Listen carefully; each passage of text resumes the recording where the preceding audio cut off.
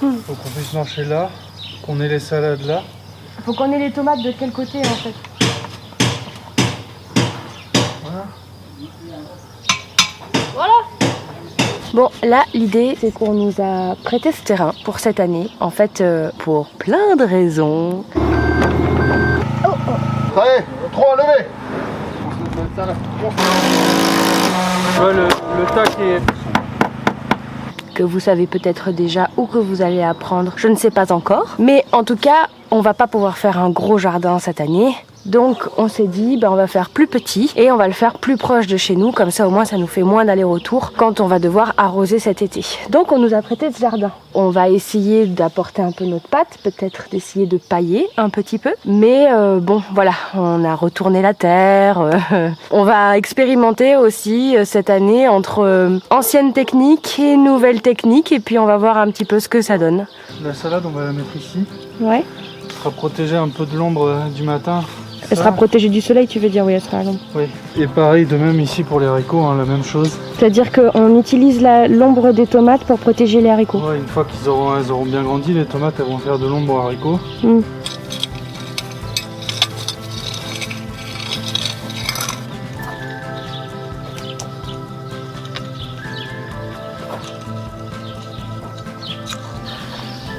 Qui fait chaud sa mère?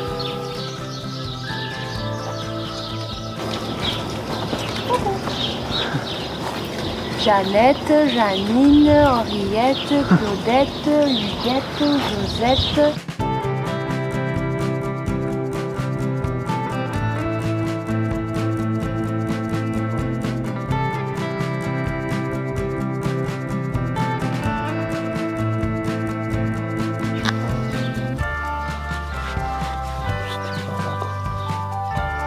Elle est plus très en forme, elle, non? Un coup de chaud là. On aurait dû les arroser hier soir. Mais on a oublié.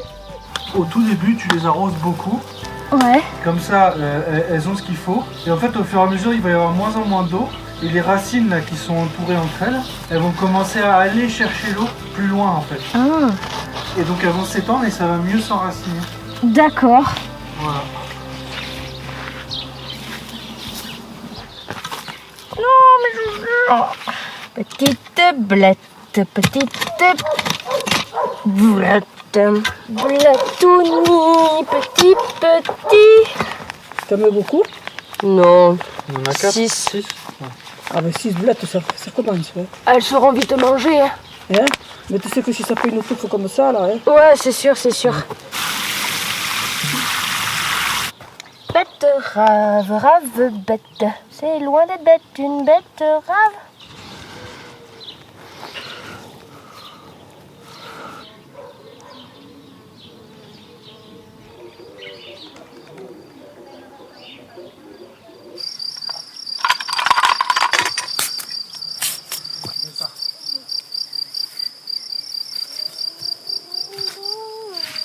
Alors, l'avancée. Ça fait combien de temps là qu'on a tout poussé, qu'on a tout semé? Une semaine. Une semaine, oui, une semaine, t'as raison. Comment ça évolue? Ça pousse, hein? Et oui, ça pousse. Tout plein de petites salades. Plein de haricots sont sortis. Ah oui, mais vraiment bien sorti. Oui. Des oiseaux qui ont picoré. Ben, regarde. Et oui, bah on peut la replanter. À peu près. Celle-là, Elles repartent bien, t'as vu les nôtres, hein? Celle-là, ouais. Mais là, elle a pris cher. Hein. Mais elle va repartir. Oui, mais ça va le faire. Nos petits céleris qui ont une bonne tête. C'est bon le céleri. Ah, mon pauvre, ça va? Pour les salades, j'ai fait une bêtise. Parce que y avait 2 sachets dans la boîte. Et moi j'ai mis le premier qui est passé. Et j'ai oublié de regarder ce qu'il y avait marqué dessus. Alors, en fait c'était l'échantillon gratuit. et c'était pas les salades qu'on voulait mettre. Donc en fait, sur la plus grande bande, j'ai mis l'échantillon gratuit. Et sur la toute petite là, qui était un peu notre... on s'est dit que là, on ferait comme ça va faire des petites pousses un peu partout. Et quand celles qu'on a bien espacées, elles vont être grandes et qu'on va les couper, et ben du coup, on pourra mettre des petites pousses et ainsi de suite, faire un roulement. Bon, ben moi, j'ai échangé du coup. Alors, je sais pas trop ce que ça va donner, parce que là, ça pousse, évidemment. Et là, bah, pour l'instant, il n'y a rien. Mais il y a aussi j'ai vu les oiseaux, ils se baladaient pas mal là. Ouais. Donc il y a Ils moyen ont tout picoré. Tant qu'il fait beau aussi. Eh oui. Oui, mais il fait un petit air aujourd'hui. Hein. Ouais. Mais c'est mieux parce que vous avez pas eu trop chaud la semaine dernière. Et si, hein. Si on avait chaud. Ouais. Je savais était rentré. Ah, mais il faisait trop chaud pour le mois de mai. Ah bah oui. Ah oui, c'est pas normal ça. Non. Eh oui, mais c'est comme ça. Le temps est détraqué. Ouais. Ça va être un peu voir comment on arrive à s'adapter au climat parce qu'en fait, il a fait très très chaud. Il y a une semaine, là, du coup, il faisait extrêmement chaud quand on a semé. Et là, d'un coup, la température a chuté de 10 degrés, même un peu plus. Donc, voilà, on va voir un petit peu comment ça s'adapte, tout ça. Petit potimarron qui sort.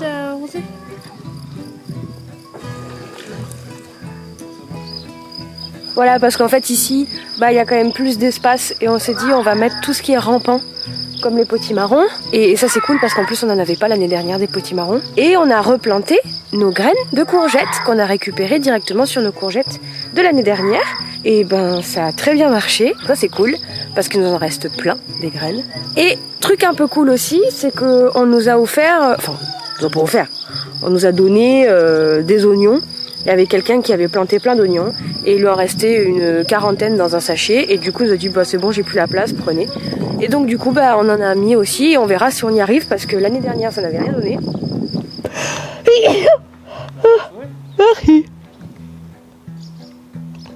Clairement on n'a pas du tout eu le temps de s'occuper du jardin. On n'a pas du tout eu le temps de s'occuper du jardin depuis un bon mois. Parce que la construction de la maison, ou les préparatifs à faire avant, moi j'étais pas là aussi pendant un temps, la première semaine, enfin bref. C'était très compliqué de pouvoir vraiment s'occuper du jardin et en ce moment c'est totalement impossible puisqu'on rentre à 20h, 21h du chantier et qu'on est explosé et qu'on n'est pas du tout en mesure de s'occuper du jardin en plus derrière. Donc, vu qu'on n'a pas paillé tout de suite, on s'est retrouvé avec une jungle. On a quelqu'un de la famille très très très gentil qui a accepté de nous désherber le jardin. Donc là, il y a une partie qui est désherbée et l'autre qui va finir par désherber demain. Et on aura le temps de pouvoir s'y reconsacrer et donc de pouvoir pailler cette fois-ci pour le restant de l'été. Les salades ont hyper bien marché là. On a la chance d'en avoir 1, 2, 3. Incroyable! On a quelques céleris qui ont été emportés dans le désherbage. Tant pis. Et là, ici, on a quand même des salades qui ont poussé et qu'on cherchera à repiquer quand elles seront un peu plus grandes. Par contre, c'est les tomates qui ont super bien marché parce que canicule, merci. Et donc, cette fois-ci, on a pas mal de tomates. Voilà la taille de celle-là, quoi. Les petits haricots dont les fleurs commencent à arriver.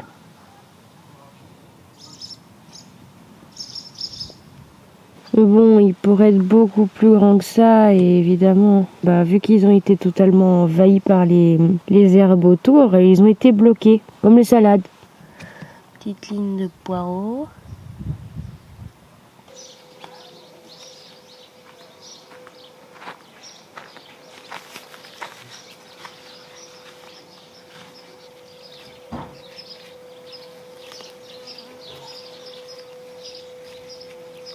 La tête de nos haricots. C'est pas ouf.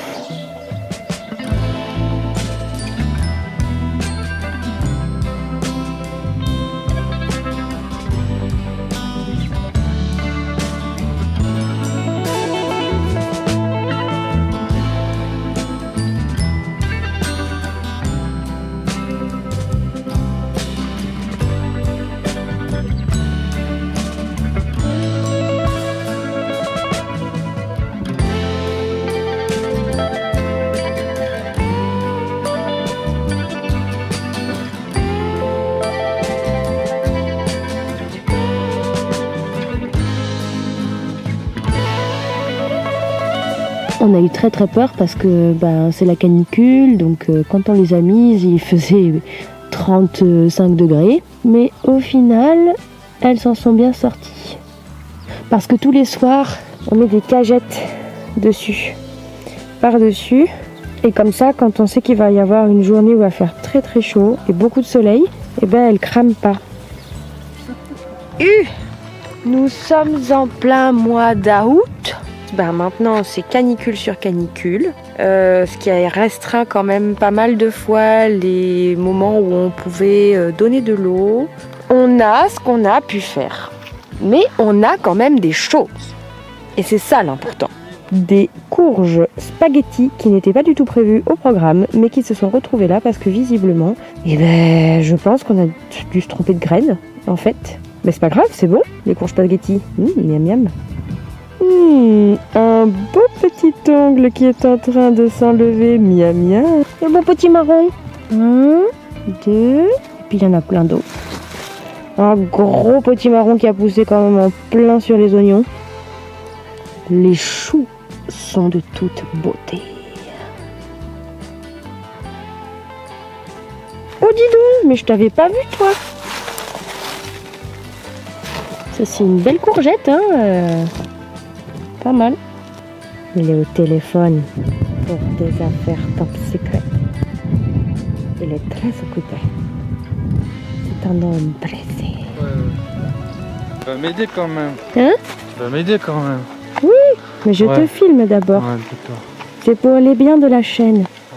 Je sais pas trop ce que ça va donner comme vidéo celle-là. Ouais, tu vois, faut mieux que tu m'aides à arroser. Non.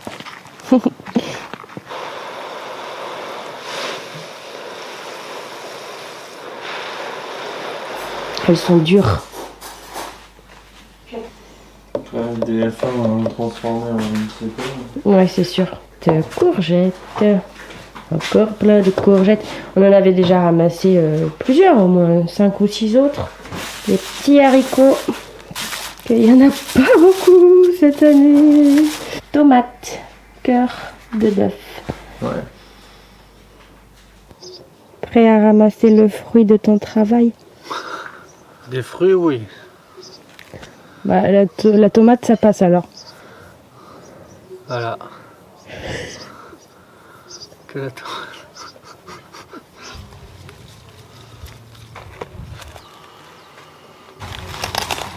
Crac. Boum.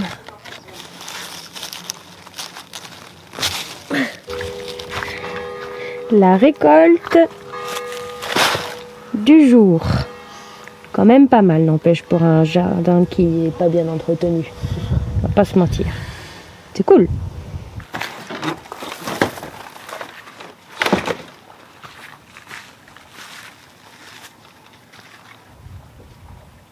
Ça fait 2 semaines, il pleut pas mal.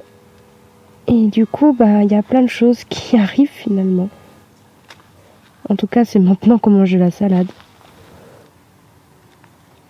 En fait, Clément coupe assez souvent les gourmands des tomates, toujours dans l'idée d'envoyer le plus de vigueur aux fruits, en fait. On a aussi beaucoup coupé, surtout les branches du bas.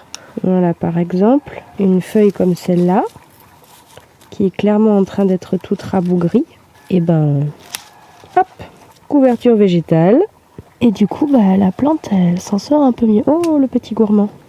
Et en fait, ce que ça a créé, c'est que ça a solidifié les pieds, qui sont beaucoup plus forts, beaucoup plus robustes. Et surtout, ça a participé en fait à créer de nouvelles petites tomates, alors qu'on est début septembre et qu'ici, nous, début septembre, la saison, elle touche un peu à sa fin, quoi. Donc, écoutez, on va voir jusqu'à quand ça fonctionne. Maintenant, c'est sûr qu'il n'y a pas beaucoup de soleil, alors aucune idée de si elles arriveront vraiment à maturité.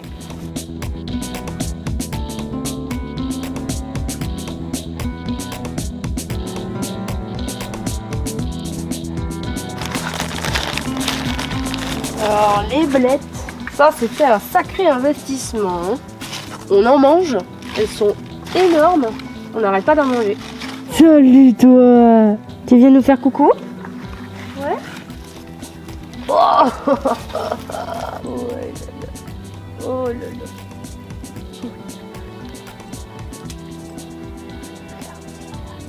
Oh. Allez hop, rentre chez toi. Non, c'est fini.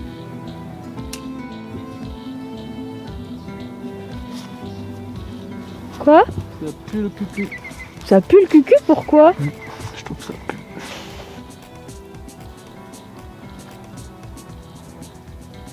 Tu vois les choux, regarde. En tout cas, ils sont beaux, ils sont gros, hein. Mais... bah ça moisit. Et si, hein, c'est pas bon. C'est tout mou, là. Mais si, ils moisissent. Donc en fait, tu vas récupérer tous les... Eh ben... pas forcément tous, mais... retirer cette couche de moisi. Ça les abîme. C'est ça qui pue, en fait, je pense.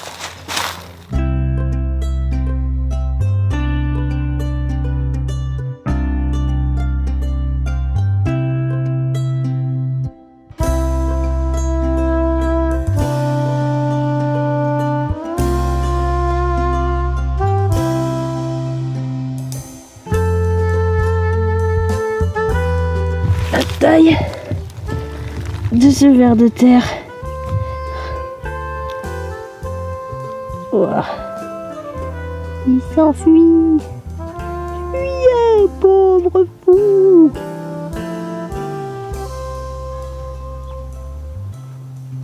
Tadadadam. Et qu'on va faire de la sauce tomate avec.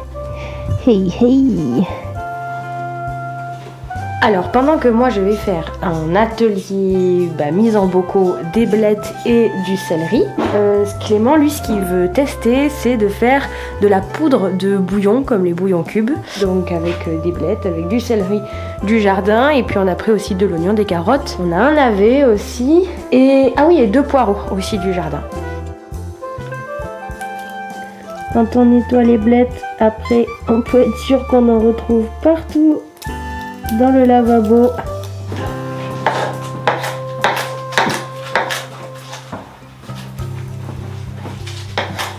On a déjà dû en manger. J'avais une limace pour le guet, j'arrive pas à le faire partir. T'as une limace sous Une l'évier? limace, elle sort la nuit, elle marche sur le tapis, que ça fait des traînées comme ça, et on n'arrive pas à la part. Et j'en ai pris une. Un soir à 11h du sac, j'en ai voulu, je vais pour faire chauffer ma fusée, une limace devant le lave-vaisselle. Une limace, tu vois. Et maintenant, elle y est parce que tous les matins je nettoie le tapis là, tu vois, je le brosse. Et le lendemain matin, il y a tout plein de traînées comme les escargots. Mais depuis combien de temps elle vit sous l'évier? Dans le mois, peut-être c'était au mois de mars ou des choses comme ça. Mais du coup ça fait plusieurs mois, mais comment elle peut arriver à Mais survivre? renseigner.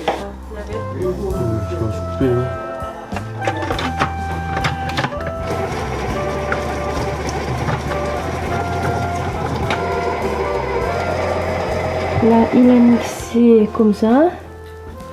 Et il veut mixer plus encore. Du coup, vas-y, raconte-nous juste, t'avais combien au total? J'avais 2,2 kg, donc j'ai mis 220 grammes de sel. Pour 2,2 kg. Ouais. D'accord.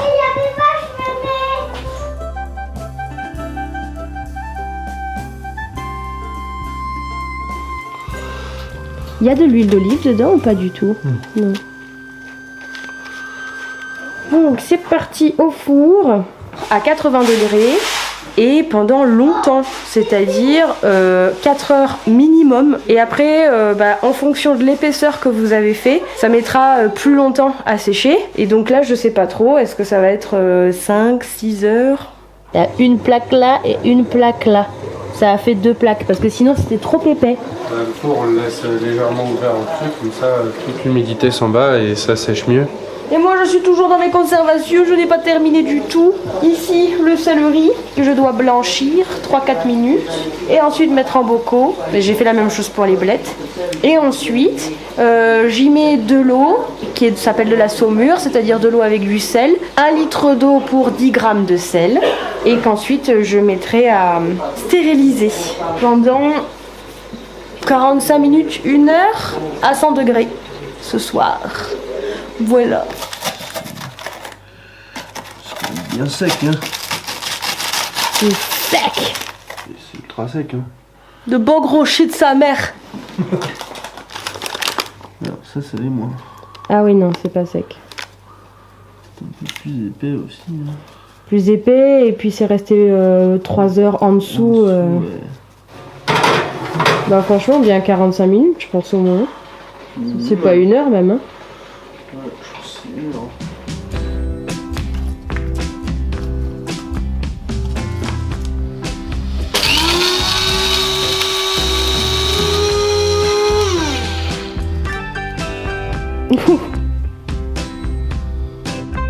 Parce que l'idée c'est vraiment de le mixer le plus finement possible pour qu'après quand on en mette dans les bouillons ou quoi, bah il n'y ait pas des résidus de légumes un peu qui soient désagréables en bouche en fait. Mais après bon, c'est au goût de chacun évidemment.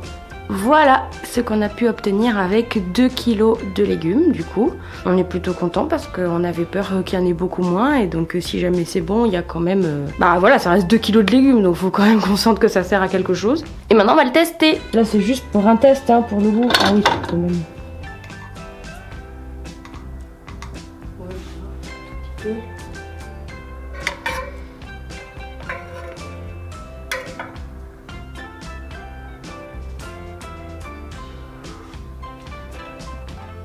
C'est pas mauvais.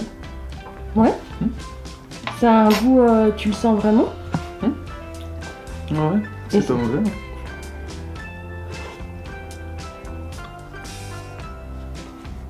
Ça marche. C'est sûr, c'est pas aussi intense en goût que ceux que tu achètes dans le commerce. Mais quand même. Non, non, le goût y est. Hein. C'est bon. Avec des petites patounes, des petites pâtes. Miam miam. Et du coup, Clément disait qu'en fait, après, bah, ça, on peut le faire avec tout ce qu'on peut avoir envie, du poulet, enfin, en tout cas, voilà, ils mettent de la viande, donc là, bah, tu fais sécher la viande, c'est ça, dans le four, pareil, quoi. Enfin, en tout cas, on peut le faire avec ce qu'on veut. Ah oui, un truc aussi que j'avais oublié de dire, en ce qui concerne les conservations, ma mamie a fait, avec des tomates vertes du jardin, de la confiture de tomates.